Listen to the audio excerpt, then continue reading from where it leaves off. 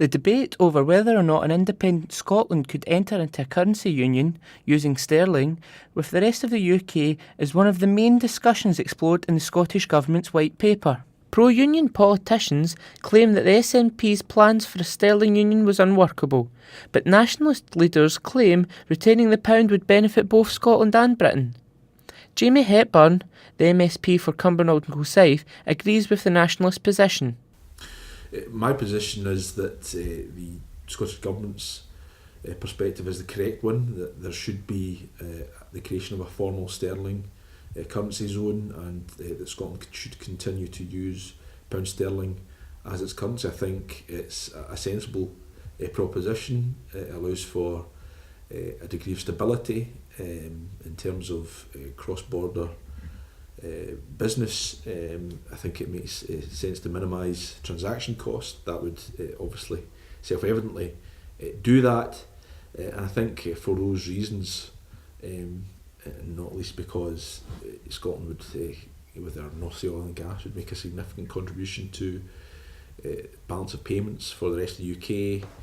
I think there will be that formal sterling currency zone created post-independence, and now we know that the UK government think that as well, because we just saw in the last week or so in the Guardian newspaper a UK government minister saying that after independence everything changes and that there will be a currency union. Alistair Darling, the leader of the pro-union Better Together campaign, says the SNP's plans to keep the pound was a non-starter and that they had to set out alternative plans. However, these claims are refuted by the SNP.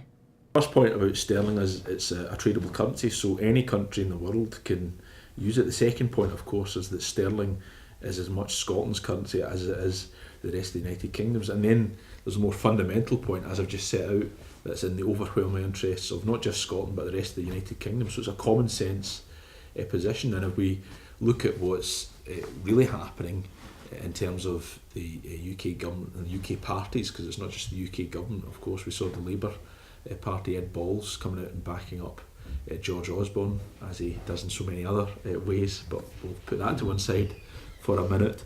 And he came out and backed the Osborne-Alexander position on currency, but we now see that there was no basis for that position. There's been no working done within the Treasury, so really we're just seeing a lot of political positioning by them, and that quote from the UK government minister in the Guardian of a week or so ago really tells the truth, that after independence everything changes and that there will be a currency union. The debate surrounding whether or not Scotland will be able to form a currency union with the rest of the United Kingdom is an argument that is set to rumble on. Niall Fagan reporting for UWS News.